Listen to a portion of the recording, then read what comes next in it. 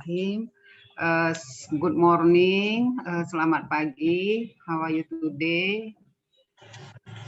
Morning, Bu. Morning, ma'am. Okay, I hope all of you today no problem, and of course your family too. Baiklah, seperti biasa setiap Selasa jam 8 ya kita akan mengadakan perkuliahan. Tapi pada kali ini bukan kali ini ya, kita sudah biasanya di akhir perkuliahan itu memang small group discussion ya. Jadi kita diskusi pada masing-masing kelompok ya untuk mengoptimalkan kemampuan kita membuat makalah dan menyampaikan makalah dan menjawab dari beberapa pertanyaan rekan-rekannya. Pagi ini yang maju adalah yang pertama itu kelompok integrated analysis dengan judul analisa kebijakan UMA dalam analisis kebijakan UMA dalam memberikan analisis kebijakan UMA dalam memberikan beasiswa pada mahasiswa yang terdampak COVID. Berarti salah nih Bu nulis di sini. Kelompok apa tadi? Integrated analysis, Bu. Oh ya Ibu salah buatnya. Nah kemudian yang kedua adalah kelompok kebijakan substantif dengan judul analisis kebijakan pemerintah dalam melakukan pinjaman hutang luar negeri.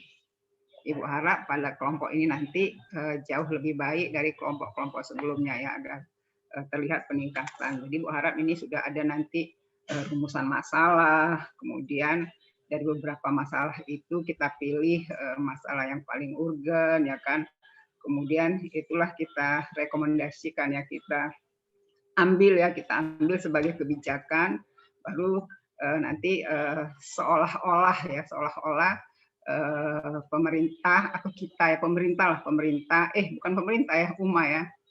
UMA menerapkan pilihan dari kita itu kan, kemudian nanti ada kita analisa itu bagaimana saran masukan dari kebijakan yang sudah dilaksanakan ya, karena yang lalu-lalu kan sudah Ibu bilang coba dibuat seperti itu ya, jadi udah jelas rumusan masalahnya ya.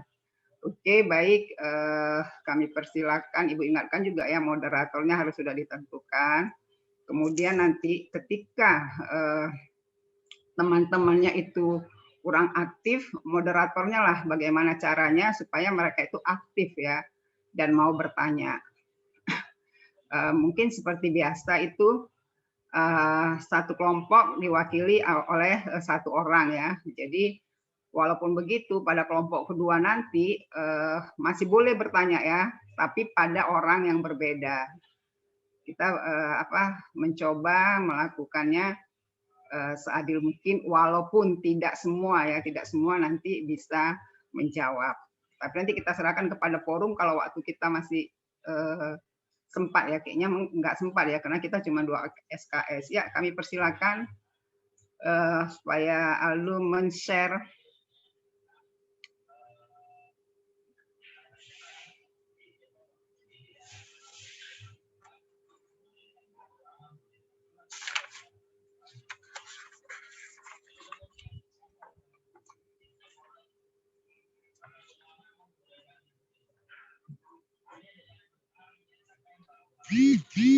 Udah bisa dimulai, Bu? Ya silakan. Baiklah, selamat pagi buat kita semua. Kami dari kelompok Integrated Analysis akan mempresentasikan hasil diskusi kami, yaitu analisis kebijakan dalam memberi beasiswa kepada mahasiswa yang terdampak COVID-19. Baiklah, kami akan langsung ke slide yang pertama, yaitu akan dibawakan oleh teman kami, Meli Sinaga.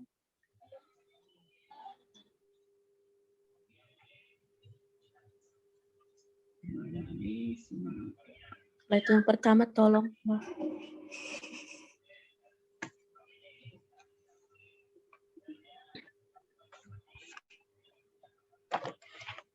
Beasiswa adalah pemberian berupa bantuan keuangan yang diberikan kepada perorangan yang bertujuan untuk digunakan demi keberlangsungan pendidikan yang ditempuh. Beasiswa dapat diberikan oleh lembaga pemerintah, perusahaan, ataupun yayasan. Pengertian beasiswa menurut Kamus Besar Bahasa Indonesia yaitu tunjangan uang yang diberikan kepada pelajar atau mahasiswa sebagai bantuan biaya belajar.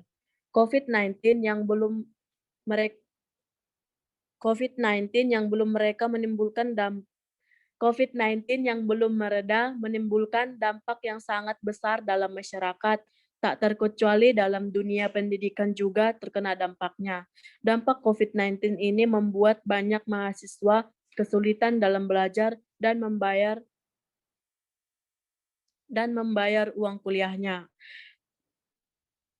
Hal ini karena dampak COVID-19 pada perekonomian yang menyebabkan kesulitan mendapatkan pendapatan pada masa pandemi ini. Tak bisa dipungkiri, terdapat mahasiswa yang akhirnya berhenti sementara bahkan tidak melanjutkan kuliahnya lagi karena tak sanggup membayar biaya kuliah. Baiklah, selanjutnya akan dibacakan oleh teman kami Onisari Silaban. Tentunya di masa pandemi banyak universitas memberlakukan berbagai kebijakan yang dapat meringankan mahasiswanya agar tetap dapat kuliah. Salah satunya itu Universitas Medan Area. Universitas Medan Area merupakan salah satu universitas swasta di Medan yang sudah menerapkan kebijakan tentang bantuan beasiswa terhadap mahasiswa yang terdampak COVID-19. Kebijakan ini sudah dimulai tahun 2020 yang lalu, di mana merupakan bentuk respon pemerintah dalam menghadapi pandemi COVID-19. Dan melalui Peraturan Menteri Pendidikan dan Kebudayaan Nomor 25 Tahun 2020, di mana mahasiswa dapat mengajukan permohonan beasiswa yang terkena pandemi COVID-19 dari Kemendikbud Republik Indonesia tahun 2020. Selanjutnya slide-nya tolong. Adapun syarat mendapat beasiswa UMA yaitu yang pertama, Surat Permohonan Bantuan UKT atau SPP tahun 2020. Yang kedua, Surat Pernyataan Universitas Medan Area. Yang ketiga, Kartu Peserta Program Keluarga Harapan atau PKH atau Kartu Indonesia Pintar. Terus selanjutnya ada Kartu Keluarga Sejahtera, Kartu Indonesia Sehat, atau Surat Keterangan Tidak Mampu, yaitu Surat Pernyataan Bantuan UKT atau SPP Semester Ganjil tahun akademi 2020-2021. Yang kelima, Kartu Tanda Penduduk atau Kartu Keluarga. Yang terakhir yaitu slip gaji atau Surat Keterangan Penghasilan Orang Tua atau Wali. Selanjutnya akan dibacakan teman kami Bintang.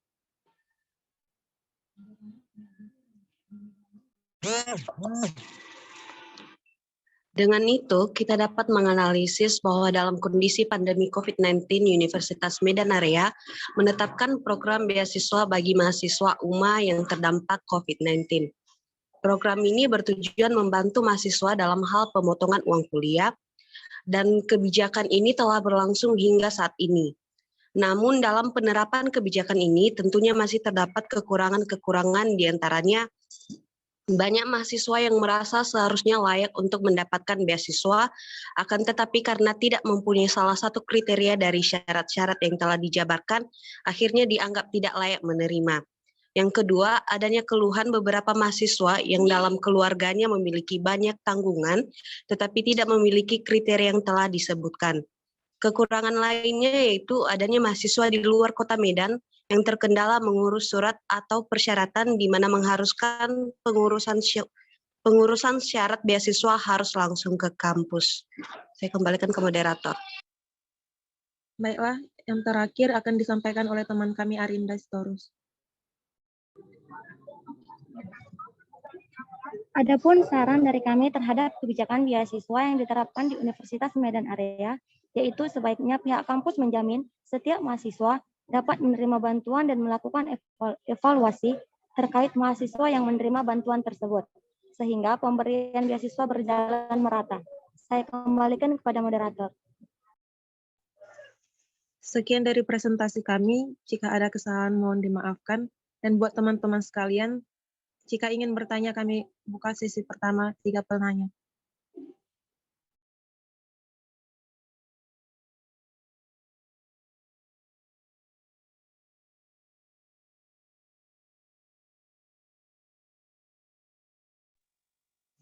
Apakah ada teman-teman yang ingin bertanya?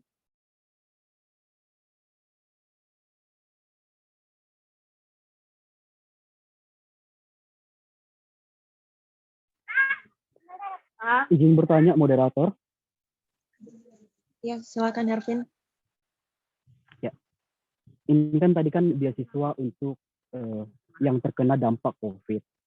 Mengingat sekarang COVID itu tidak semakin berkurang, tapi semakin transformasi ke varian terbaru, sehingga memungkinkan bahwasannya COVID ini akan berlangsung dalam jangka waktu yang sangat cukup lama.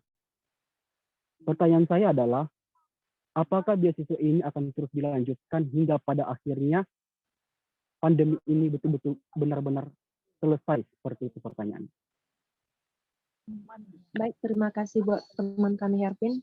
Apakah ada teman yang lain yang ingin bertanya? Ya, saya ingin bertanya. Ya, Halo. dipersilakan. Oke, terima kasih moderator. Saya dari kelompok substansial ingin bertanya. Kalian kan mengenai beasiswa dari UMA. Nah, persyaratan itu ada yang kalian buat surat permohonan bantuan, surat pernyataan bantuan, lah pokoknya gitu kan. Ibarat dengan kata lain, surat bidik misi lah gitu kan. Nah, saya ingin bertanya, baik nih teman-teman saya yang mendapatkan beasiswa ini, tapi dengan kategori mereka ini mampu. Bagaimana menurut teman-teman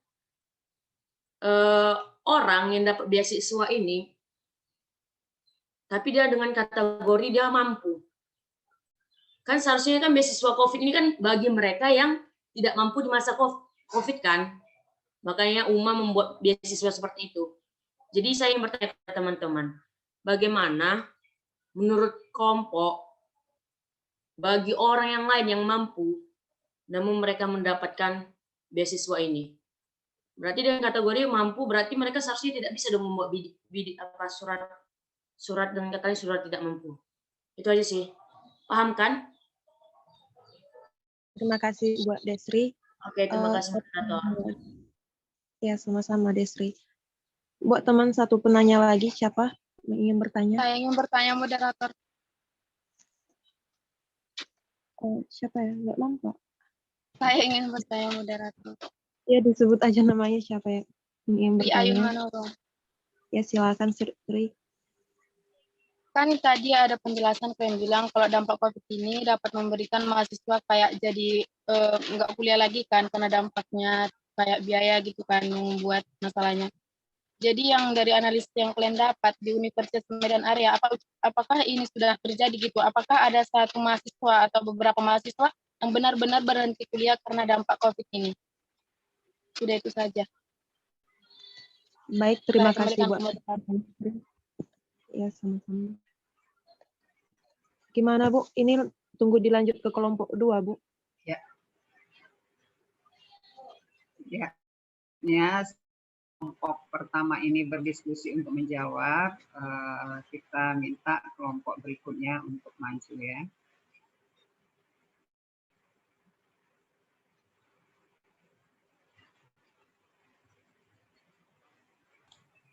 Oke, tolong dong host untuk ini kan.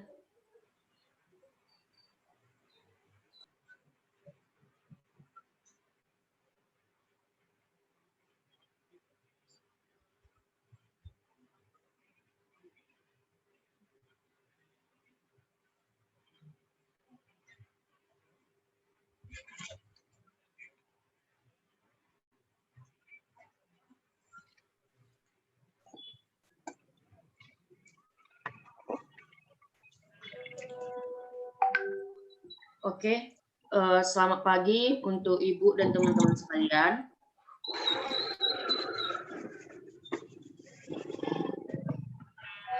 Kami dari kelompok kebijakan substansial, hari ini kami akan mempresentasikan mengenai analisis kebijakan pemerintah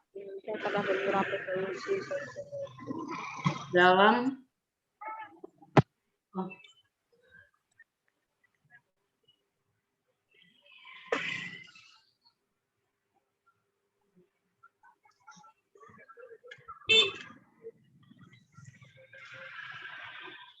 Rizka Andriani di mute, tolong itunya kamu bisik. Oke, dilanjut Desri. Oke Bu, mohon maaf ya Bu. Oke, saya ulangi. Selamat pagi untuk kita semua. Kami dari kelompok substansial hari ini akan mempresentasikan mengenai analisis kebijakan pemerintah dalam melakukan pinjaman utang luar negeri. Baik, sebelumnya saya akan memperkenalkan pemateri yang akan membacakannya, yaitu bernama Irfan Octavian. Dipersilakan Irfan.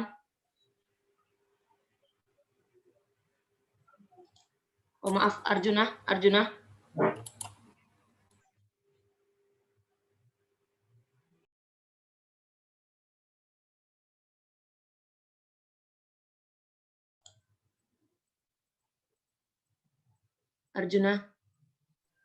Bentar ya, bentar. Mohon maaf.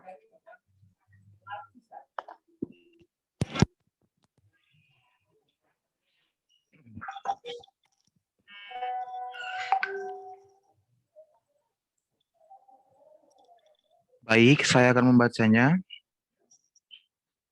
Mohon maaf buat moderator. Penyebab pemerintah dalam melakukan pinjaman utang luar negeri. Berdasarkan laman Kementerian Keuangan Republik Indonesia, utang diperlukan karena adanya kebutuhan belanja negara yang penting seperti penyediaan fasilitas kesehatan dan ketahanan pangan, pembiayaan pembangunan untuk penyediaan infrastruktur dan meningkatkan indeks pembangunan manusia atau IPM Indonesia. Peningkatan IPM ini juga harus didasari dengan peningkatan sektor pendidikan, kesehatan, dan perlindungan sosial. Untuk memenuhi kebutuhan di berbagai sektor tersebut, sedangkan pendapatan negara atau modal operasional tidak mencukupi untuk pembiayaannya, maka perlu suatu solusi. Salah satunya dapat ditempuh dengan cara memangkas belanja negara tersebut yang mana akan mengakibatkan beberapa tujuan negara tidak tercapai dan rakyat yang akan terkena dampaknya.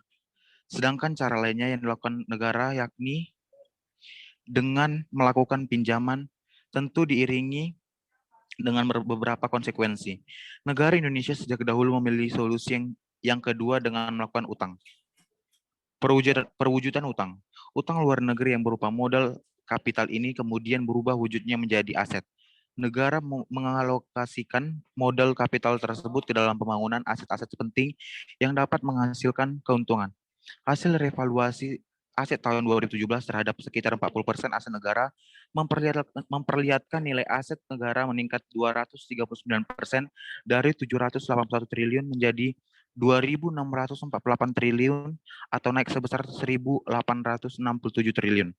Aset negara mulai dari tanah, gedung, jalan, jembatan, sekolah, rumah sakit, dan lain-lainnya. Proyek infrastruktur yang dibiayai dengan utang untuk menambah aset negara, contohnya Mass Rapid Transit atau MRT Jakarta, Waduk Jati Gede, dan Double Track Cirebon Kroya.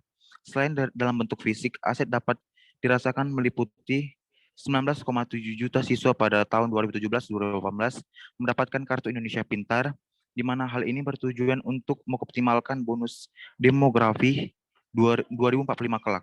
Seluruh aset negara ini diharapkan dapat berfungsi maksimal dalam menghasilkan pemasukan kepada negara melalui pajak dan retribusi. Dengan demikian, negara akan mendapatkan penghasilan tambahan yang dapat digunakan untuk membayar utang. Saya kembalikan kepada moderator. Oke, baik. Terima kasih, Arjuna. Selanjutnya yaitu pemateri yang akan membacakannya, Irfan. Dipersilakan. Baik, berikutnya yaitu alternatif bagian B, alternatif pemerintah dalam menanggulangi utang luar negeri yang sudah menumpuk. Utang luar negeri memperhatikan ada dua aspek, yaitu yang pertama, utang tersebut dapat dilunasi ketika jatuh tempo. Lalu yang kedua yaitu utang tersebut dapat mewujudkan pembangunan yang menumbuhkan ekonomi negara. Dalam hal ini, pemerintah juga akan terus berusaha untuk menjaga kebijakan fiskal dan defisit APBN atau anggaran pendapatan belanja negara sesuai dengan aturan perundang-undangan yang berlaku. Oleh karena itu, alternatif kebijakan dalam pengentasan utang luar negeri saat ini, yaitu dengan pengelolaan utang yang selalu dilakukan secara prudensial dan profesional, serta diperlukan juga kebijakan pembatasan pinjaman baru, yaitu yang mana dalam hal ini hanya diperbolehkan untuk membiayai pengeluaran pemerintah yang produktif, seperti kegiatan pembangunan infrastruktur serta pengembangan pendidikan dan kesehatan. Pembatasan tersebut dilakukan dengan tujuan untuk mengurangi jumlah dari pinjaman yang bersifat program atau hanya menghasilkan produk kebijakan, sehingga output pinjaman atau pengeluaran terhadap pinjaman baru diharapkan dapat berpotensi memberikan multi-pillar efek yang tinggi di masa yang akan datang dan meningkatkan devisa dari negara. Devisa atau pendapatan dari negara. Lalu beberapa alternatif lain yang dapat dilakukan untuk mengurangi beban utang luar negeri yaitu sebagai berikut. Yang pertama, adanya pembatasan pinjaman baru. Dalam hal ini perlu dilakukan kebijakan pembatasan pinjaman baru, yaitu hanya boleh untuk membiayai setiap pengeluaran pemerintah yang produktif seperti kegiatan pembangunan infrastruktur serta pengembangan kegiatan pendidikan dan bagian kesehatan. Lalu yang kedua, sinergi BUMN, di mana dalam hal ini diperlukan penataan kembali kinerja BUMN atau badan usaha milik negara, sehingga badan usaha milik negara di Indonesia dapat berkontribusi terhadap pembiayaan pembangunan negara. Lalu yang ketiga, adanya peningkatan penerimaan pajak atau tax ratio, di mana dalam hal ini diperlukan pengembangan yang bersifat inovatif untuk mendukung seperti kegiatan inovasi dalam instrumen perpajakan, skema insentif, disinsentif dalam investasi, serta peningkatan kuantitas dan kualitas sumber daya dan manusia atau human resource untuk mendukung kebijakan di bidang perpajakan. Lalu yang keempat ada tentang pengelolaan utang. Kalau pengelolaan utang ini dia lebih mengarah pada bagaimana pemerintah untuk mengelola setiap output pengeluaran pinjaman yang dilakukan secara prudent dan bersifat prudensial. Sekian dan terima kasih. Saya kembalikan ke moderator. Baik, terima kasih Irfan. Slide selanjutnya yaitu akan dibacakan oleh pemateri Angel. Dipersilakan Angel. C. Dampak dari utang luar negeri bagi perekonomian Indonesia. Pertumbuhan ekonomi merupakan salah satu indikator yang umum digunakan dalam menentukan keberhasilan pembangunan. Pertumbuhan ekonomi digunakan sebagai ukuran atas perkembangan atau kemajuan perekonomian dari suatu negara atau wilayah, karena berkaitan erat dengan aktivitas kegiatan ekonomi masyarakat, khususnya dalam hal peningkatan produksi barang dan jasa. Namun, terdapat beberapa hambatan dalam pembangunan ekonomi di Indonesia yang kurang terselesaikan. Tingkat ketergantungan yang tinggi dari pemerintah dan sektor swasta terhadap impor dan utang luar negeri merupakan masalah pembangunan ekonomi. Akumulasi stok utang telah menjadi masalah utama yang dihadapi oleh negara-negara berkembang dan maju. Negara-negara berkembang lebih sering menghadapi masalah ini karena mereka perlu meminjam untuk memfasilitasi proses pembangunan mereka dan mempercepat laju pertumbuhan. Tingkat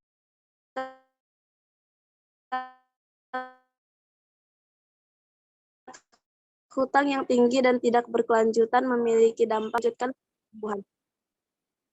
Ketersediaan dana yang lebih kecil untuk berinvestasi dalam perekonomian dan peningkatan pajak untuk pembayaran, menghambat pertumbuhan karena membatasi investasi produktif yang mengakibatkan menyusutnya kapasitas pembayaran utang ekonomi. Saya kembalikan ke moderator. Baik, terima kasih Angelina. Slide selanjutnya. Oke, slide selanjutnya akan dibacakan oleh pemateri Friska. Untuk mengurangi hutang luar negeri di Indonesia terdapat beberapa solusi. Solusi-solusi tersebut yaitu 1. Meningkatkan daya beli masyarakat, yakni melalui pemberdayaan ekonomi, pedesaan, dan pemberian modal usaha kecil pada masyarakat. Yang kedua, meningkatkan pajak secara progresif terhadap barang mewah dan impor. Yang ketiga, konsep pembangunan yang berkesinambungan berlanjut dan mengarah pada suatu titik maksimalisasi kekuatan ekonomi nasional, melepaskan secara bertahap ketergantungan utang luar negeri. Yang keempat, mendorong rasa kebanggaan akan produksi dalam negeri, meningkatkan kemauan dan kemampuan ekspor produk unggulan dan membina jiwa kewirausahaan kepada masyarakat. Indonesia kaya akan sumber daya alam unggulan sehingga bila dimanfaatkan secara optimal, maka akan memberikan keuntungan berupa devisa negara. Yang kelima, mengembangkan sumber daya manusia berkualitas dan menempatkan kesejahteraan yang berkeadilan dan merata. Baik, terima kasih. Selanjutnya. Saya kembalikan kepada moderator.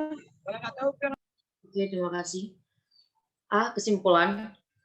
Peminjaman utang luar negeri dari tahun ke tahun semakin lama akan semakin tinggi dan berkelanjutan bila pemerintah tidak bisa mengatasi permasalahan ini. Bila utang ini berlanjut terus, maka anak cucu masyarakat Indonesia akan terus merasa terbebani untuk membayar utang ini. Maka targetnya dicapai pada tahun 2050 untuk melunasi hal utang ini tidak akan tercapai. Dan juga dampak utang luar negeri akan membuat masyarakat Indonesia akan tercekik karena ketika utang luar negeri semakin banyak, maka pajak yang akan ditanggung masyarakat semakin tinggi. Contohnya pada saat ini saja, pemerintah sudah membuat kebijakan untuk membuat PPN atau pajak pertambahan nilai untuk pendidikan, PPN atas sembako, dan PPN atas barang dan jasa lainnya.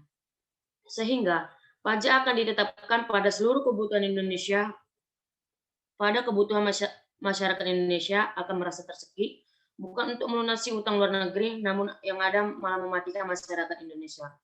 Apalagi SDM di Indonesia belum sangat mumpuni untuk mampu memajukan pertumbuhan pembangunan di Indonesia, baik dari sektor ekonomi, kesehatan, dan terutama pendidikan. B. Saran. Selanjutnya. B. Saran. Pemerintah Indonesia bisa saja melakukan kebijakan untuk luar negeri, tetapi untuk peminjaman utang luar negeri, tetapi memang benar-benar harus memajukan pertumbuhan pembangunan di Indonesia, sehingga dapat mensejahterakan rakyatnya. Bukan melakukan utang luar negeri untuk membuat kebijakan yang tidak dapat mensejahterakan rakyat atau mendorong pembangunan Indonesia seperti pembelian alutsista. Dengan kata lain, bila peminjaman utang luar negeri dapat diminimalisir, setidaknya korupsi Indonesia tidak merajalela karena salah satu penyebabnya yang membuat pemerintah melakukan utang luar negeri karena korupsi. Selanjutnya, mencintai produk dalam negeri. Alasannya, bila seluruh masyarakat Indonesia mencintai produk dalam negeri, maka baik, saya ulangi lagi slide terakhirnya. B. Saran. Pemerintah Indonesia bisa saja melakukan kebijakan untuk luar negeri, tetapi memang benar harus memajukan pertumbuhan pembangunan di Indonesia, sehingga dapat mensejahterakan rakyatnya. Bukan melakukan utang luar negeri untuk membuat kebijakan yang tidak dapat mensejahterakan rakyat, atau seperti mendorong pembangunan Indonesia, seperti pembelian alutsista. Dengan kata lain, bila peminjaman utang luar negeri dapat diminimalisir, setidaknya korupsi Indonesia tidak merajalela. Karena salah satu penyebab yang membuat pemerintah melakukan peminjaman utang luar negeri karena korupsi. Selanjutnya, mencintai produk dalam negeri, yaitu alasannya bila seluruh masyarakat Indonesia mencintai produk dalam negeri, maka produk domestik bruto Indonesia semakin tinggi, sehingga dapat menutup sedikit demi sedikit utang negara Indonesia. Dan juga menjadikan negara Indonesia yaitu sebagai negara yang produktif, yang dimana Indonesia dapat menjadi negara produsen untuk negara lain, sehingga tidak lagi disebut sebagai negara yang konsumtif. Bila kita menjadi sebagai negara produsen, maka tentu saja pendapatan negara akan masuk, dan utang luar negeri semakin lama akan semakin terbayarkan. Sekian dari kelompok kami. Jika ingin ada pertanyaan, kami persilahkan. Saya moderator. Ya, dipersilakan kepada Sales. Bertanya. Baiklah, terima kasih moderator. Saya kan moderator. Ya, dipersilakan Sales. Oke, terima kasih. Saya dari kelompok modernisasi ingin bertanya kepada kelompok. Saya ingin menanya pandangan kelompok, kenapa Indonesia itu masih melakukan pinjaman utang kepada negara lain, padahal negara Indonesia kita ini sudah termasuk dalam jajaran negara dengan pendapat menengah ke atas. Dan kenapa ada pihak lain dalam melakukan pinjaman ini, contohnya kayak lembaga swasta, jadi bukan hanya pemerintah yang terlibat dalam pinjaman ini. Terima kasih. Jelas, moderator? Oke, jelas. Terima kasih, Salas. Ya, Aldo dipersilakan. Oke, terima kasih atas waktunya. Saya Kristoldo Manalu ingin bertanya.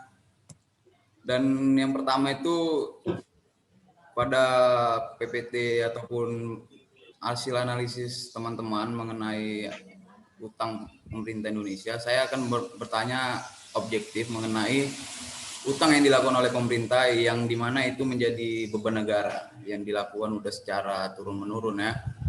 Dan yang pertama itu ada satu resolusi yang dijelaskan teman-teman yang menurut saya ini perlu dijelaskan dan bagaimana cara realisasinya soal pengelolaan utang yang dilakukan secara prudensial dan profesional. Itu gimana? Ini tadi tidak dijelaskan, hanya dibacakan saja. Saya mau dengar ini penjelasan ulangnya gimana, contohnya gimana. Dan pertanyaan saya itu mengenai rekomendasi ataupun usulan yang teman-teman berikan dalam analisis ini terhadap penanganan utang saat ini. Kita tahu utang di Indonesia ini udah ada sejak dari Orde Lama atau sejak pemerintahan Indonesia itu ada. Tentu berbagai upaya itu sudah dilakukan. Apa kira-kira saran teman-teman ini ataupun solusi yang teman-teman tawarkan yang memang ini belum pernah dilakukan oleh lembaga-lembaga pemerintah ataupun non-pemerintah? Dan bagaimana perbandingan solusi ini dengan solusi yang sudah diciptakan pemerintah? Seperti yang kita tahu, seperti hal yang seruan mencintai produk dalam negeri, seperti adanya penguatan dalam sektor BUMN, soal ekosistem produksi Indonesia, ini kan sudah pernah dilakukan. Bagaimana perbandingannya dan sertakan datanya. Terima kasih. Saya kembalikan. Bisa dipahami moderator dan teman-teman kelompok? Oke, terima kasih Aldo. Bisa nggak tolong jelasin lagi yang mengenai prudensial? Nah, itu tadi saran pertama itu dijelaskan gimana mekanismenya penyelesaian secara prudensial dan profesional. Itu gimana? Dan apa contohnya gitu? Itu kan tadi disampaikan teman-teman, ada cara itu, salah satunya pengelolaan utang secara prudensial dan secara profesional. Itu gimana? Tadi kan cuma dibacakan aja. Oke, terima kasih. Kepada teman yang lainnya, adakah yang ingin bertanya?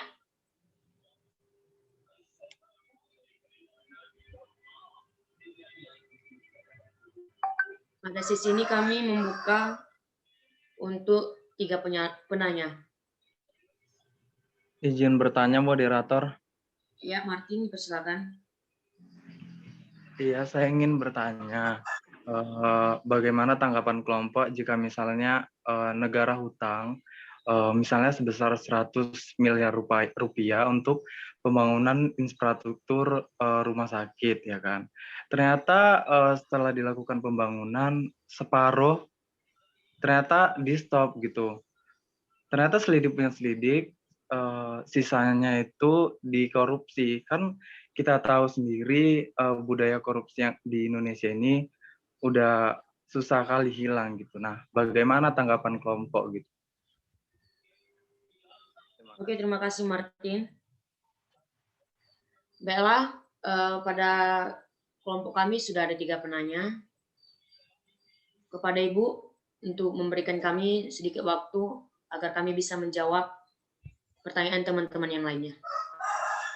Iya, selagi kelompok kebijakan substantif berdiskusi dengan teman-temannya untuk memberi jawaban, kami persilakan kelompok pertama tadi untuk menjawab pertanyaan dari kawan-kawannya.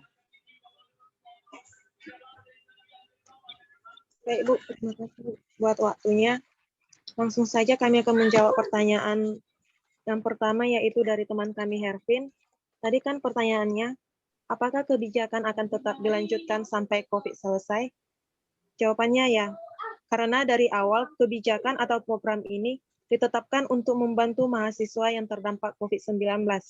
Sehingga program ini akan terus berlangsung sampai kondisi benar-benar stabil.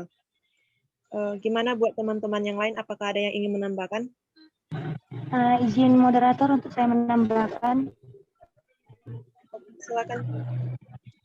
Menurut saya juga sama seperti yang dikatakan teman kita Widya tadi, kan tujuan dari kebijakan ini memang untuk karena adanya COVID-19 ini kan, dan pastinya akan dilanjutkan sampai benar-benar kondisi pulih. Dan menurut saya ada kemungkinan juga seperti bilang Hervin kan, bahwasanya COVID ini makin merajalela gitu. Mungkin kalau ada kemungkinan kalau kebijakan yang lain juga akan dilakukan gitu. Mungkin kebijakan yang lebih baik nantinya gitu, dan berdasarkan kesepakatan bersama tentunya. Mungkin itu aja. Baiklah, terima kasih Bu Arinda. Gimana buat teman kami Ervin, apakah jawabannya sudah cukup? Iya, Widya dan Arinda, saya sudah mengerti untuk jawabannya. Tapi mengingat bahwasannya pandemik ini sudah berlangsung hampir 2 tahun ya, memungkinkan bahwasannya yang kiannya orang itu tidak terdampak akibat COVID ini. Tetapi karena terlalu berlarutnya COVID ini, sehingga orang yang tidak berdampak kian menjadi terkena dampaknya. Jadi bagaimana dengan orang yang sebelumnya tidak terdampak itu akhirnya terdampak, apakah masih ada kesempatan untuk mengajukan beasiswa COVID tadi, seperti itu? Sebentar ya moderator dan kawan-kawan sekalian, ya kawan ya. Kalau mereka sudah menjawab pertanyaan kita jangan memberi pertanyaan yang baru dulu ya. Jadi jangan ada pertanyaan di atas pertanyaan lagi. Oke Hervin, nanti nggak habis-habis ini lo Hervin kalau begitu. Naik tangga terus kita jadinya. Baik Bu. Ya Bu, ya Bu. Oke Bu. Oke. Baik Bu, selanjutnya kami akan menjawab pertanyaan nomor 2. Silakan buat teman kami Meli. Baiklah, saya akan menjawab pertanyaan dari Desri. Tadi kan ditanya bagaimana orang yang mendapat beasiswa tapi kategori mampu gitu ya.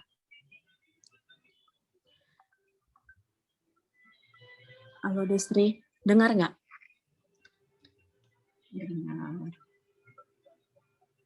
Dengar, moderator. Bukan moderator, Des, Meli. Oh ya, siap. Maaf, Meli. Iya, seperti yang kita tahu kan, banyak dia yang mampu tapi dapat beasiswa dari kampus dengan alasan karena pandemi COVID kayak gitu kan. Jadi ada juga 2 kesalahan, mungkin juga pihak kampusnya ada salah dalam meneliti. Contohnya itu kan orang itu nggak datang gitu ke rumahnya langsung atau meneliti langsung apakah si calon penerima beasiswa ini benar-benar ekonominya menurun karena pandemi COVID ini atau tidak gitu kan. Seharusnya pihak kampus adalah datang ke rumah atau kayak penyuluhan kayak gitu kan, biar benar-benar tahu gitu. Baru yang kedua juga mungkin kayak kami lah di kampung gitu kan, sebenarnya orang tua juga nggak mampu gitu, nggak kayak orang tua aku kan tanggungannya itu ada 5 orang gitu, 2 kuliah, terus 2 SMP, baru juga ada SD gitu. Pastinya kan pengeluarannya itu banyak kali, apalagi masa pandemi sekarang ini juga apa-apa pun nggak laku gitu. Jadi ada juga dia kepala desanya kayak kita mengurus surat keterangan dari kepala desa gitu, entah KIS-KIP gitu kan. Kepala desanya apa namanya tuh kayak ada pungli gitu, dibilang harus bayar segini lah, harus minta ini, minta itu, segala macam, banyak lah apanya gitu, kayak mana biar nggak dapat gitu, karena kepala desanya menganggap kita itu bisa gitu, padahal dia nggak tahu kehidupan di keluarga kami itu sehari-harinya gimana gitu. Jadi ada juga teman kita dia mampu untuk mengurus surat-surat itu dengan membayar gitu, membayar kepala desa itu gimana biar bisa keluar kisnya lah gitu. Mungkin kayak gitu sih dia. Jadinya banyak yang ini, yang benar-benar tidak mampu nggak dapat, tapi yang mampu malah dapat gitu. Jadi pihak kampusnya bisalah lebih teliti gitu dengan cara tadi orang itu datang untuk meneliti apa benar-benar gitu. Gitu, Des. Oke, terima kasih Vicky. Udah cukup ya, deh. Siapa tahu ada masih yang mau menambah jawaban. Nggak bisa menanggapi ya? Bukan, maksud saya udah cukup. Maksud saya masih ada teman yang ingin menambah menjawab. Silakan untuk teman kami Bintang. Baik, saya akan coba menambahkan juga pertanyaan dari teman kami Desti, yaitu tentang bagaimana menurut kelompok mahasiswa yang menerima beasiswa tetapi sebenarnya mampu gitu. Menurut kelompok kami ini adalah salah satu masalah juga dalam penerapan kebijakan ini, yaitu adanya mahasiswa yang sebenarnya bisa dikatakan layak untuk tidak layak untuk menerima beasiswa ini. Ya, kalau bisa dilihat dari makalah kami pun kami sudah memberikan sarannya itu untuk pemerintah kepada pihak kampus agar lebih memantau mahasiswa yang sudah ditetapkan sebagai penerima, karena sama seperti yang telah dikatakan Meli tadi ya, kita kan di sini ada dua kesalahan antara pihak kampus terus dari mahasiswa yang bisa kita katakan kurang kesadaran dalam hal apa. Sebenarnya kalau mahasiswa yang sadar bahwa dia sebenarnya bisa atau memiliki orang tuanya bisa untuk membiayai sekolahnya, masih kategori mampu lah, seharusnya tidak usah ya mengajukan nama untuk untuk beasiswa ini. Tapi itu tadi satu juga kesalahan dari kampus, karena asal yang penting seluruh persyaratan yang telah ditetapkan tadi, mau surat-surat, asal mahasiswa itu sudah punya atau sudah bisa melengkapinya, ya itu bisa dikategorikan mampu. Padahal kadang seperti yang kita tahu, kadang di lapangan itu kalau sudah kita tinjau itu beda. Ternyata orang yang bisa bisa memberikan perlengkapan syarat itu ternyata orang mampu gitu. Hanya inilah salah satu kendala juga dalam penerapan kebijakan di kampus ini, yaitu kurang pemantauan atau survei terhadap lapangannya itu kurang gitu. Itu sih dari saya. Saya kembalikan ke moderator.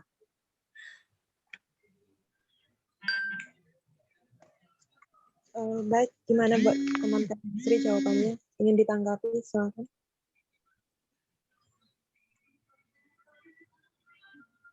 Oke, mungkin terima kasih kepada kelompok. Mungkin saya setuju sih sama teman-teman.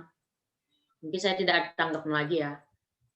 Karena memang salahnya itu di kampus Universitas Medan Area.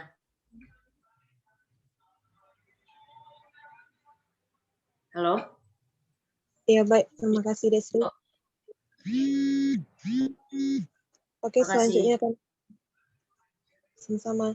Oke, selanjutnya kami akan menjawab pertanyaan ketiga, yaitu dari siapa ya tadi? Silakan Meli untuk menjawab pertanyaan dari Tri.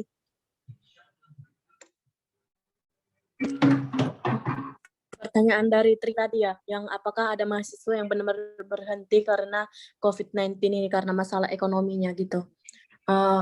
Yang saya tahu ya ada kakak ini, anak hukum dia.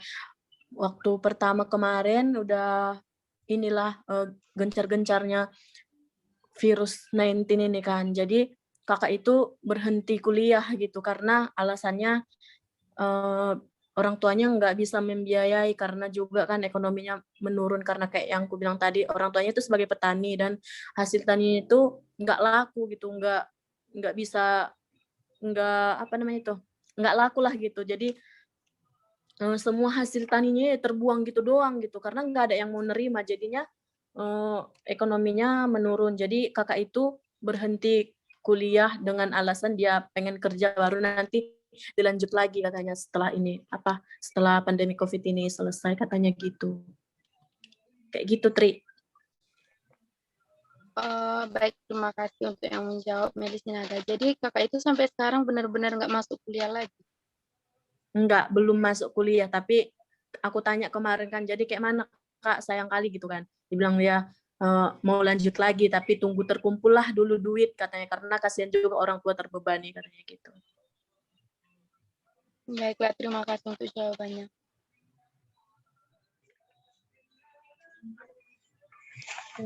Baik, Bu. Tanyanya udah selesai, Bu. Apa kembalikan ke kelompok 2, Bu? Ya. Oke, terima kasih buat teman-teman sekalian. Saya kembalikan kepada moderator kelompok 2.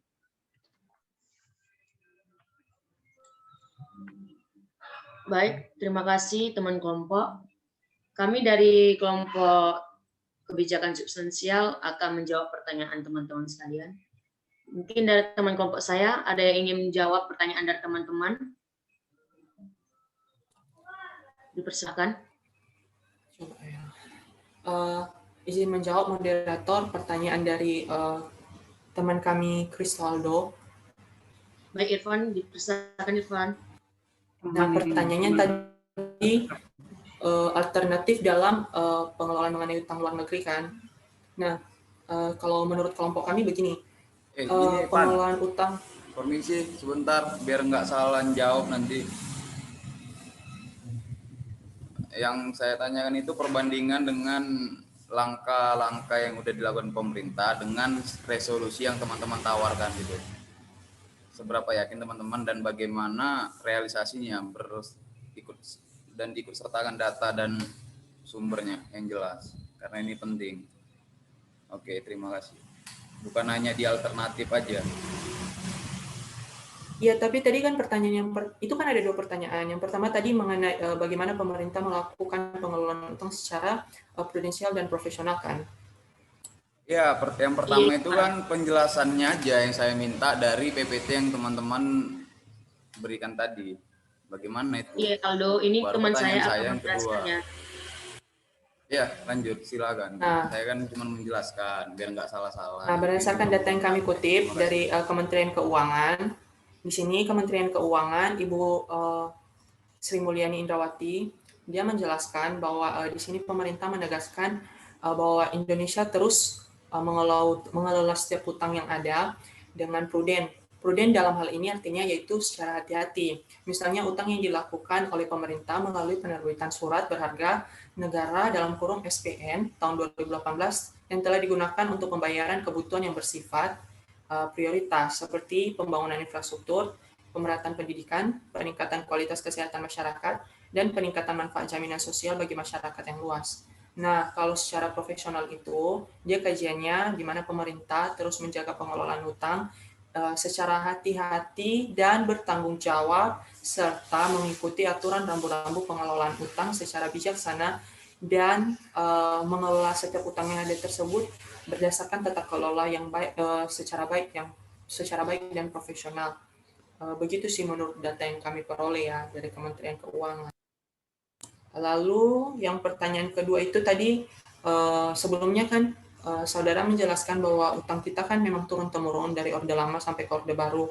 Menurut pendapat kelompok sendiri bagaimana solusi dari kasus tersebut yang mana utang tersebut telah membebani setiap pemerintahan negara dari Orde Lama hingga sampai orde yang sekarang kan, orde reformasi yang sekarang kan. Iya, Irfan, itu pertanyaannya Irfan. Lanjutkan aja Irfan. Menurut kelompok kami begini, kita tahu sebelumnya bahwa pemerintah Orde Lama ini kan dia punya utang banyak karena pengaruh dari pada saat itu pemerintah Orde Lama sedang gencar-gencarnya melaksanakan kampanye besar-besaran yang mana dia menggalangkan proyek mercusuar. Nah, proyek ini dia melakukan pembangunan. Nah, pembangunan ini mulai dari pembangunan Senayan dan Monumen Nasional, sehingga dalam hal ini pemerintah melakukan proses peminjaman kepada luar negeri. Nah, proses peminjaman ini menyebabkan hutang yang cukup besar sehingga menyebabkan inflasi yang meroket atau yang disebut sebagai istilah hiperinflasi yang mencapai 635% pada tahun 1996.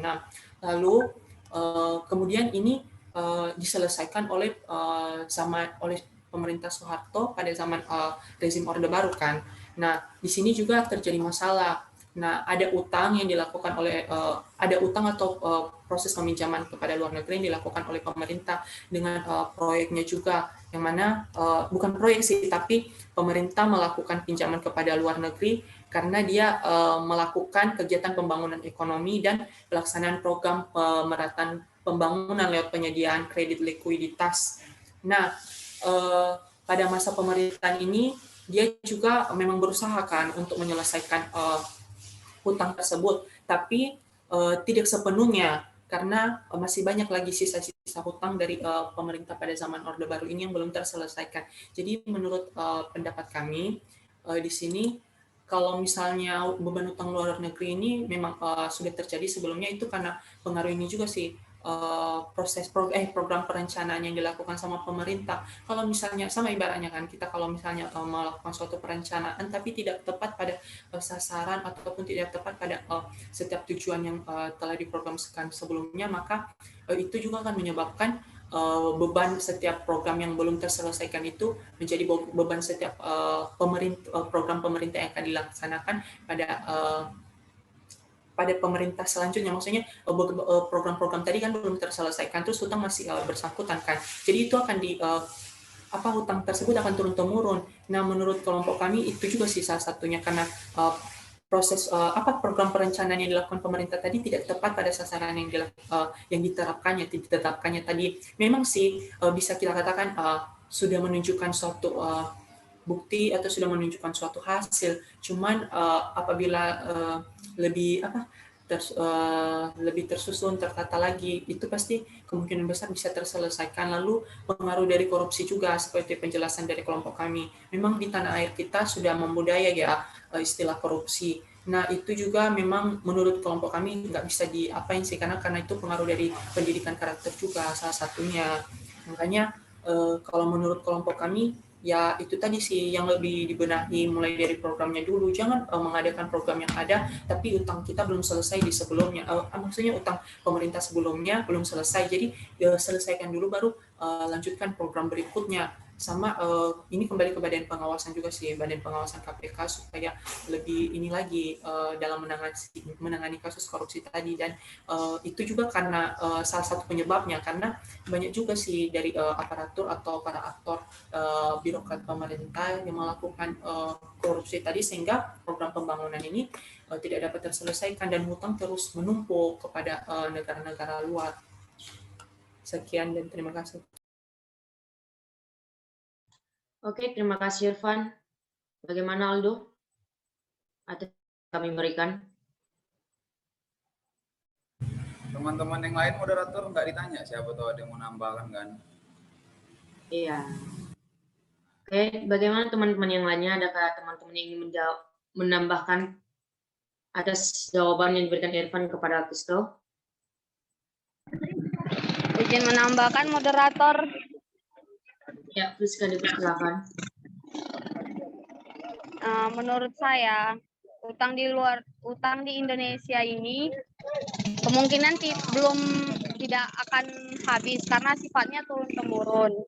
Tapi solusi dari saya ya pemerintah dengan bersikeras untuk mempertegas hukum tentang korupsi di Indonesia, juga pengeluaran Indonesia itu terarah kemana gitu kan, dan juga menelitinya kalau sekian berapa, harus ada pembuktian juga kan. Itu sih saran dari saya. Saya kembalikan kepada moderator. Oke, terima kasih Friska.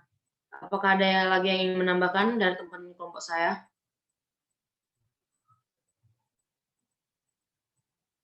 Oke, mungkin sedikit saya tambahkan juga. Mungkin yang dimaksud Priska itu, ya di mana kan tadi sudah dijelaskan juga sama Irfan dan Priska. Saya hanya ingin membuat kesimpulannya. Solusinya supaya utang Indonesia ini terhadap luar negeri, itu dengan kata lain ya kita harus dapat meminimalisirkan korupsi. Kenapa terutama apa korupsi? Ya contohnya saja lah bansos kemarin yaitu dikorupsi 17 miliar. Sedangkan ini juga kata KPK 100 triliun bansos itu telah dikorupsi. Nah, seandainya bila bansos ini tidak dikorupsi, maka pemerintah tidak akan melakukan lagi peminjaman ke luar negeri. Tapi kita lihatlah, ketika bansos ini dikorupsi, maka pada saat bulan April kemarin, pemerintah melakukan peminjaman lagi untuk bantuan terhadap masyarakat, bantuan sosial. Dan kedua yaitu, mungkin maksud Priska tadi juga APBN. Nah, kita ketahuilah bahwasannya APBN di negara Indonesia itu dengan kata lain tidak terbuka dan tidak data-datanya itu dengan kata lain tidak terstruktur atau tidak komplit.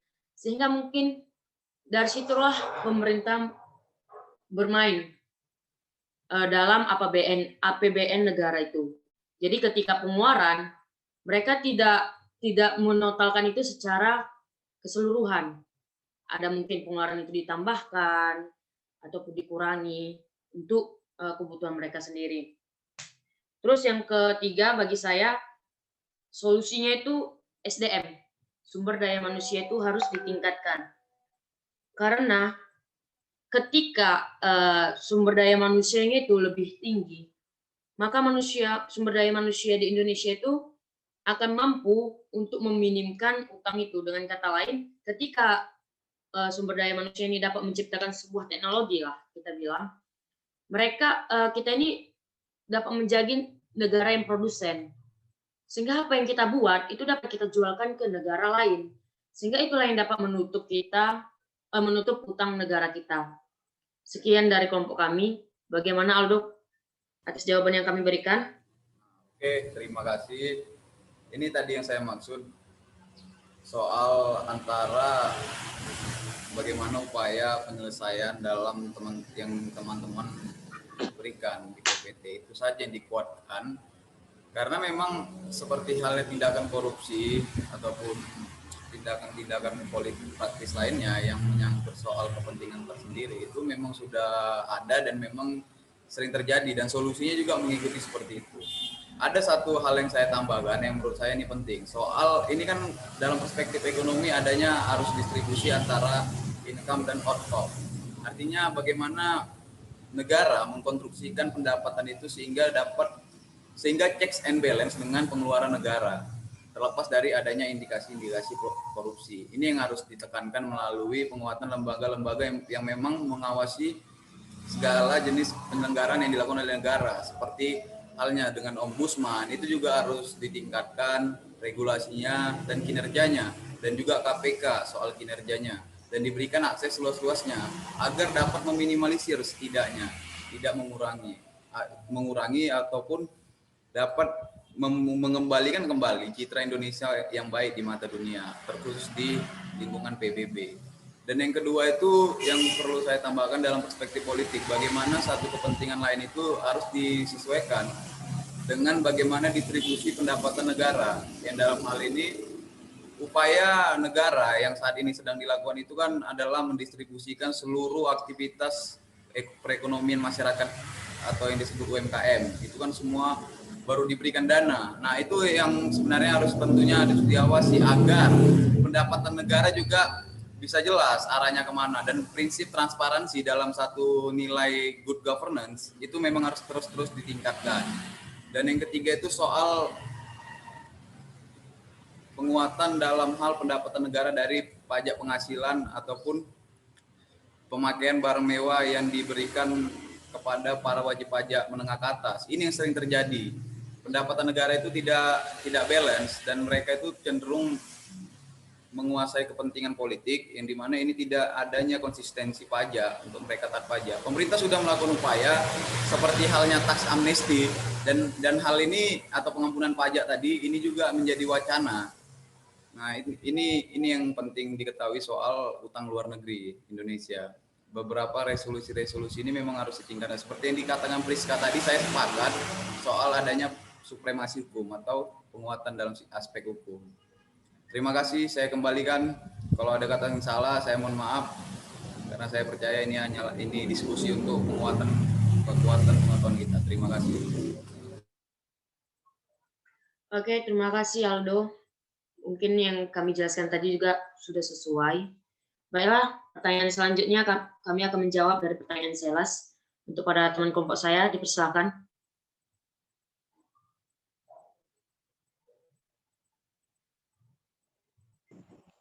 Saya akan mencoba menjawab pertanyaan dari saya.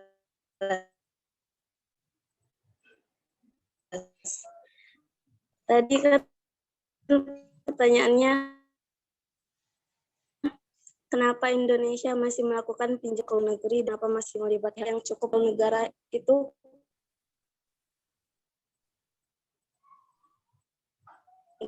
nggak cukup, dan nggak hanya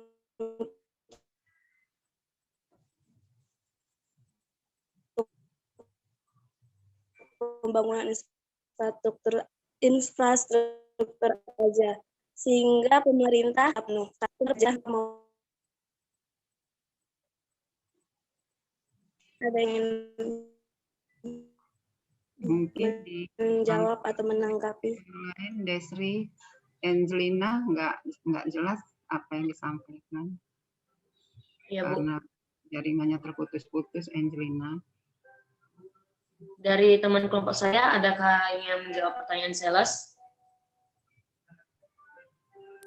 Izin moderator, ini boleh nggak Angel ulang aja? Soalnya kan Ibu bilang tadi ini putus-putus jawabannya. Biar diulangin dijelasin sama Angel. Angel putus-putus nanti sama juga kan, mending kalau memang Irfan mau apa, silakan Irfan. Dipersilakan aja. Baik, begini, dari pertanyaan Selas tadi kan dia bertanya, kenapa menurut pandangan kelompok sendiri, kenapa Indonesia terus melakukan pinjaman utang kepada luar negeri, termasuk kepada negara-negara lain kan, dan yang terlibat itu juga yang kita ketahui ada juga pihak swasta.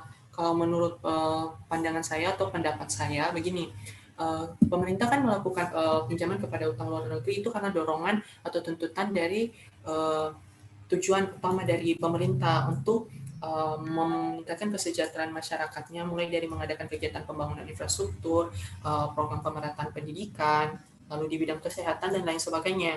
Itu suatu tujuan dari pemerintah dalam meningkatkan kesejahteraan masyarakatnya. Lalu kalau menurut saya sendiri, tadi kan dia bilang ada badan lembaga swasta juga kan. Nah, itu kalau menurut kami, kalau sampai pun ada badan lembaga swasta tadi untuk minjam kepada luar negeri, itu juga harus memenuhi standar hukum yang berlaku. Ya, nggak mungkin kan pihak swasta melakukan pinjaman kepada utang luar negeri tanpa sepengetahuan dari ini tadi pemerintah juga, karena umumnya kalau melakukan pinjaman kepada utang luar negeri, proses peminjaman kepada luar negeri atau utang kepada luar negeri, melakukan pinjaman utang kepada luar negeri, ada aturannya kan. Jadi itu harus diketahui oleh pemerintah juga sih, kalau menurut kami. Tapi kalau di luar dari situ, itu otomatis badan lembaga swasta tadi melanggar aturan yang berlaku, karena dia tidak ini istilahnya melakukan peminjaman kepada luar negeri tanpa sepengetahuan pemerintah juga. Kalau boleh tahu kira-kira dari apa yang disampaikan oleh Selas tadi, contoh dari badan lembaga swastanya apa saja ya?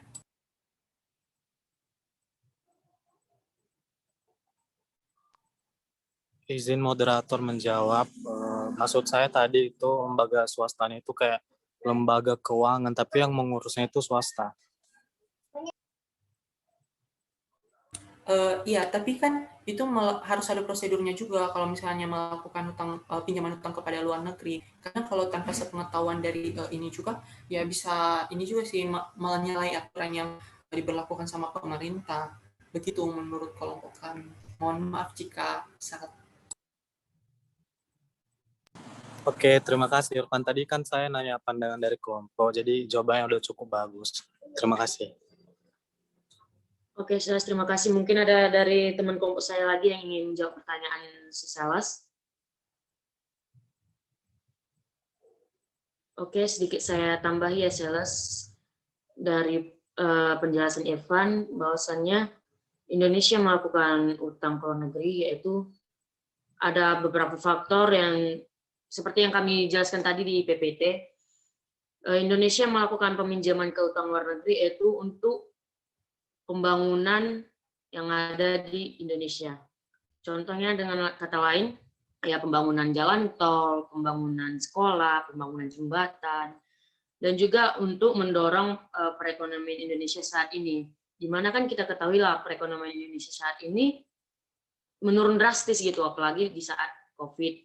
Nah, dan juga saya harus mengetahui bahwasannya bukan cuma negara Indonesia. Oke, saya lanjut. Seperti negara Cina, Meksiko, Rusia, Argentina. Nah, dan juga bukan hanya negara berkembang aja, seperti negara Singapura. Negara Singapura itu juga melakukan peminjaman ke World Bank. Mereka melakukan peminjaman itu untuk pembangunan infrastruktur mereka juga. Mungkin dari itu jawaban saya. Bagaimana, Silas? Oke, terima kasih Desri atas pandangannya. Oke, terima kasih.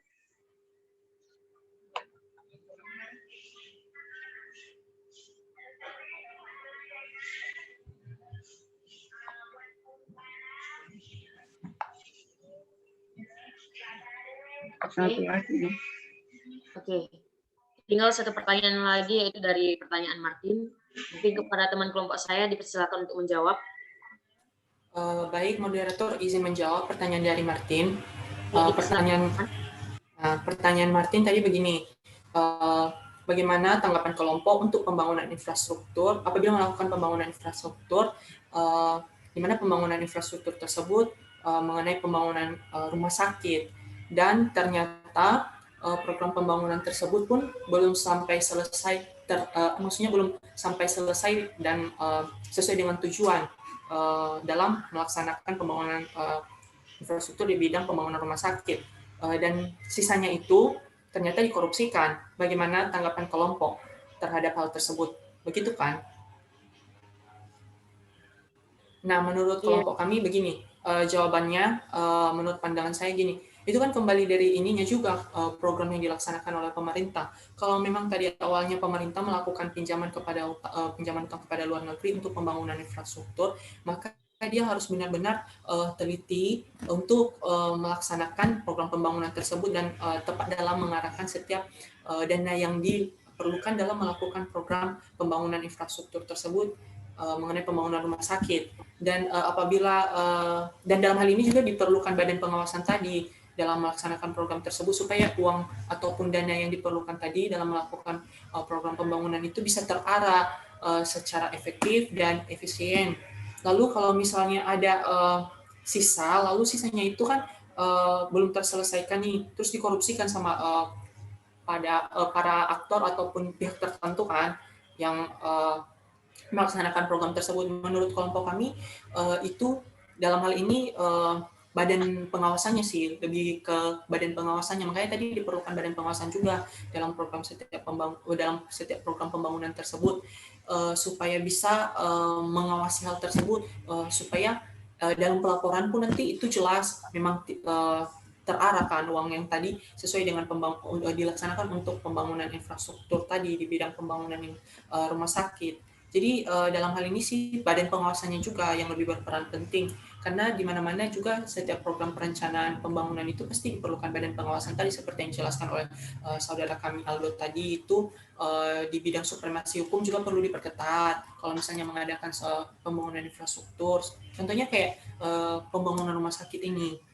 Begitu menurut kelompok kami.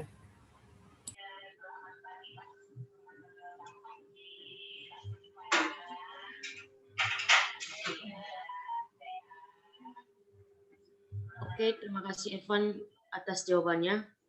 Adakah teman kelompok saya lagi yang ingin menjawab pertanyaan dari Martin?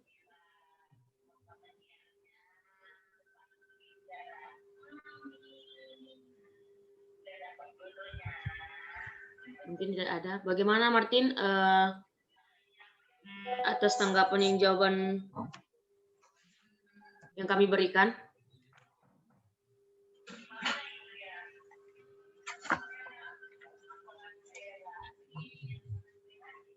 Mana si Martin ini? Udah hilang si Martin. Udah hilang kali si Martin ini.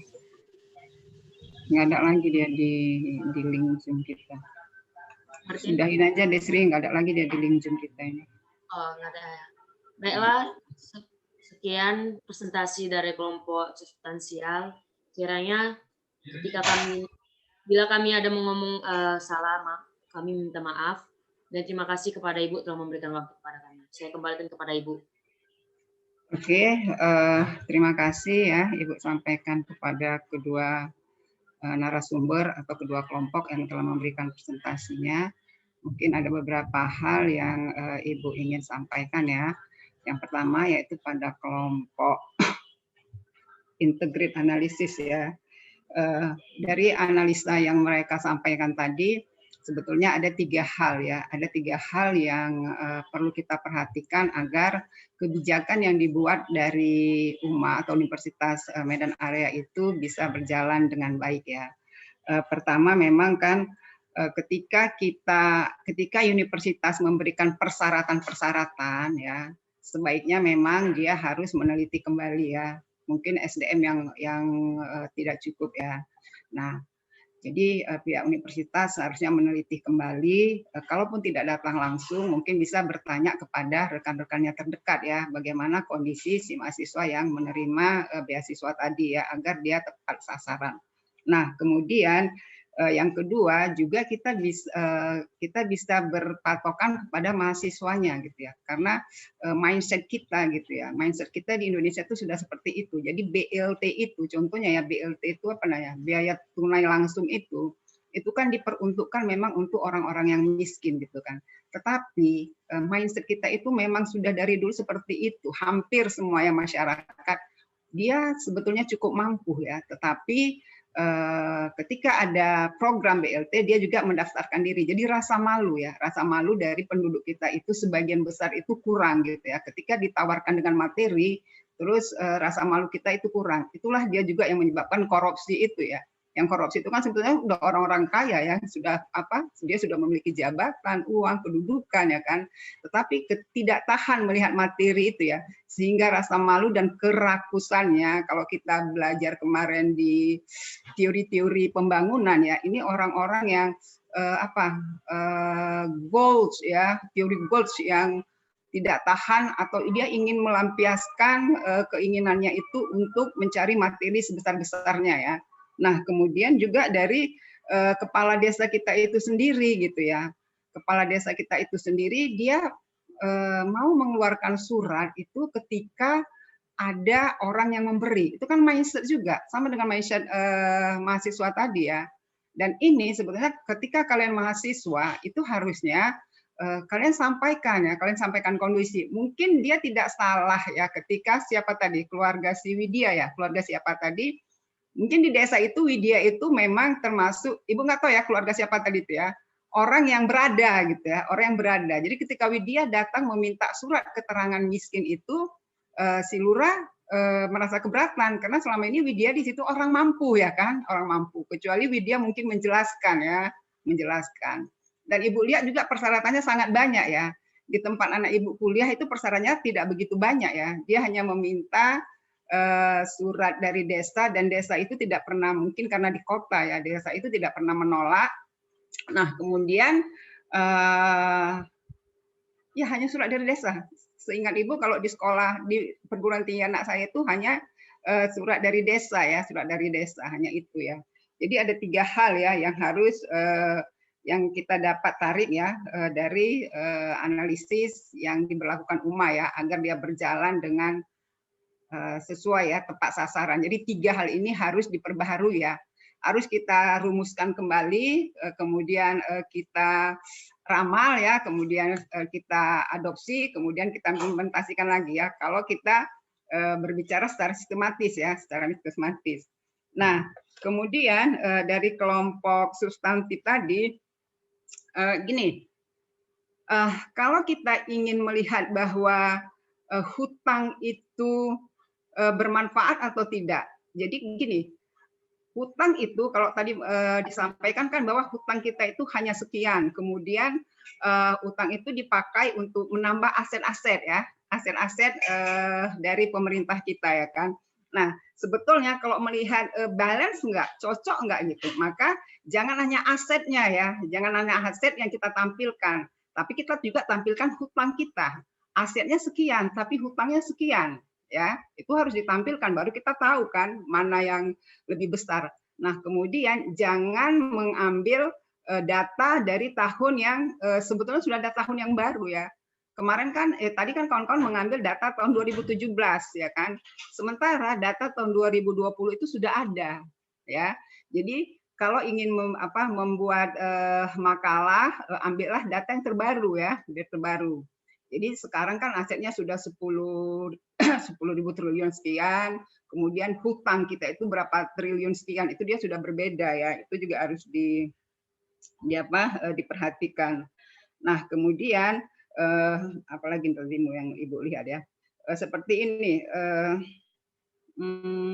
Kalau kita berbicara, ini cerita tentang kita ini cerita tentang anak-anak milenial ini, tentang kecintaan produksi ya, kecintaan produksi. Anak-anak milenial khususnya ya, kawan-kawan lah juga coba perhatikan. Kalau kalian lihat kebijakan startup itu mendukung nggak dengan kebijakan UKM? Kita ingin menaikkan UKM gitu. Sementara kita membuka peluang startup itu sebanyak-banyaknya. Pernah nggak kita teliti startup itu yang dijual itu barang siapa gitu?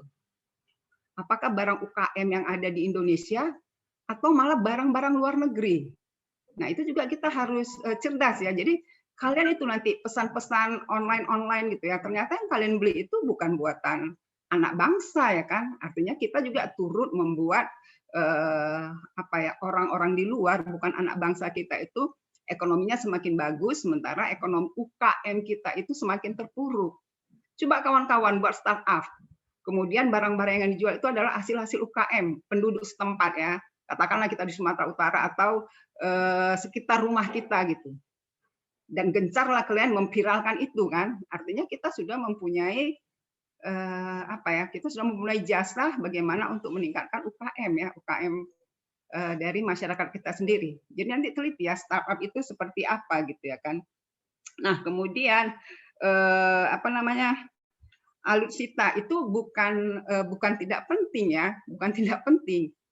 Coba kalian lihat sekarang. Mungkin ada negara yang ingin menjajah kita ya, Mungkin kita tidak punya kesiapan dari